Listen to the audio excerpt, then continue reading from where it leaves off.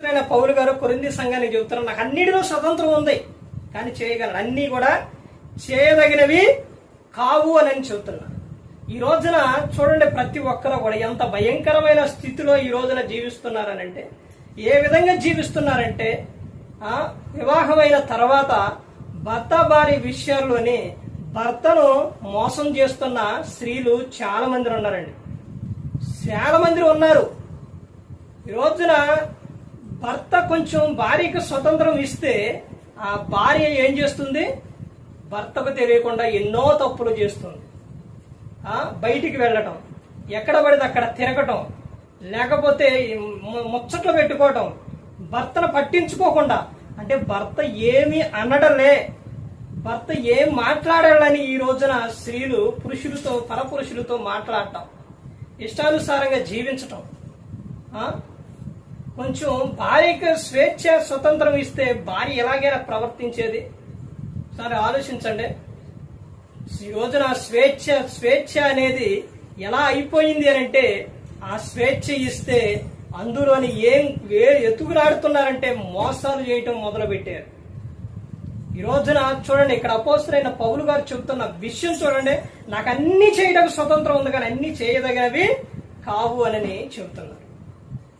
భర్త భార్య విషయంలో, భార్య భర్త విషయంలో, సంఘం విషయంలో, ఒక సేవకుడి విషయాల్లో, ఈ రోజున ప్రతి ఒక్కరి విషయాల్లో ఏం చేస్తున్నారంటే, సేవకుడు ఉన్నప్పుడేమో చాలా మంచిగా ఉంటారు, సేవకుడు లేనప్పుడు తమ ఇష్టానుసారంగా జీవిస్తారు. అంటే దేవుడు చూడట్లేదండి, ప్రతి ఒక్కటి చూస్తున్నారు. ఇంకా ముందుగా చూడండి, అపోస్తలుడైన పౌలు గారు కొరింథీయులకు రాసిన మొదటి పత్రిక 7వ అధ్యాయం 22వ వచనం చూడండి.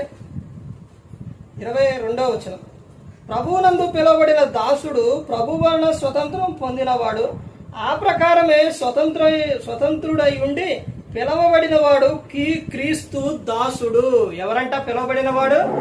క్రీస్తు దాసుడండి. స్వతంత్రం గురించి ఇక్కడ ఏమని చెప్తున్నారు?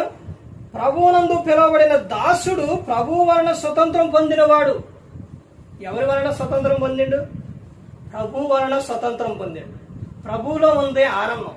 ప్రభువు వలన అక్కడ చూడండి, ఆ ప్రకారమే స్వతంత్రుడై ఉండి పిలవబడిన వాడు క్రీస్తు దాసుడు. ఎవరు? మనం అందరం పిలవబడిన వారు ఎవరనంట? క్రీస్తుకి దాసులు అని చెప్తారు. క్రీస్తు నందే ఉంది స్వతంత్రం. ఈ లోకంలో స్వతంత్రం అనేది లేదు.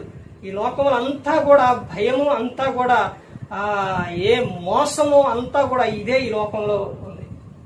క్రీస్తు నందే ఉంది మనకి సంతోషం. 8వ అధ్యాయం కొరింథీయులకు రాసిన మొదటి పత్రిక 8వ అధ్యాయం 9వ వచనంలో చెబుతున్నారు చూడండి, అయినను మీకు కలిగి ఉన్న ఈ స్వతంత్రం వలన బలహీనులకు అభ్యంతరం కలగకుండా చూసుకోండి. చూసారండి, మీకు ఏం కలిగింది? స్వతంత్రం కలిగింది. క్రీస్తులోకి వచ్చిన వారికి ఏం కలుగుతుంది? స్వతంత్రం. క్రీస్తు యేసు నందు ఉన్న వారికి ఏ శిక్ష విధి లేదు. అయితే ఇక్కడ ఏమని చెప్తున్నారంటే, అయినను మీకు కలిగి ఉన్న ఈ స్వతంత్రం వలన బలహీనులకు అభ్యంతరము కలగకుండా చూసుకునండి. బలహీనులకు ఏం కలగకూడదంట? మీకు ఇచ్చిన స్వతంత్రం వలన బలహీనులకు ఏం కలగకూడదు? అభ్యంతరం అనేది కలగకుండా చూసుకునడి. క్రీస్తునందు దేవుని పట్ల భయము భక్తి కలిగి ఉన్నాం. ప్రతి ఒక్కరు గమనించుకోవాలి, ఏ ఒక్కరు కూడా నశించి నరకానికి వెళ్ళిపోకూడదని యేసు క్రీస్తు ప్రభువు ఈ లోకానికి వచ్చి మనందరి కోసం శిలువలో ఆయన మరణించారు. మనందరినీ స్వతంత్రులుగా ఆయన చేశారు. మన అపరాధముల చేత పాపముల చేత చచ్చి పడి ఉన్నప్పుడు క్రీస్తుతో ఆయన మనలను లేపారు. ఆ త్యాగం ఎప్పుడు కూడా మనకు గుర్తు రావాలి. ప్రతి ఒక్కరు కూడా దేవుని యందు భయభక్తులు కలిగి పరిశుద్ధాత్మ మాట ఇంటూ హృదయశుద్ధిని కాపాడుకుంటూ క్రీస్తుని పోలే నడుచుకున్నప్పుడు ఈ లోకం విడిచిన పరలోకానికి చేరుకుంటారు. మరి ఈ విధంగా నిలబెట్టి మాట్లాడించిన తండ్రి దేవునికి కృతజ్ఞతాస్తుతులు చెల్లిస్తూ, ఇంతవరకు శ్రద్ధగా ఉన్న మీకు ప్రభు పేరున హృదయపూర్వక వందనాలు చెల్లిస్తూ ఈ మాటలు ముగిస్తున్న అందరికీ వందనాలు.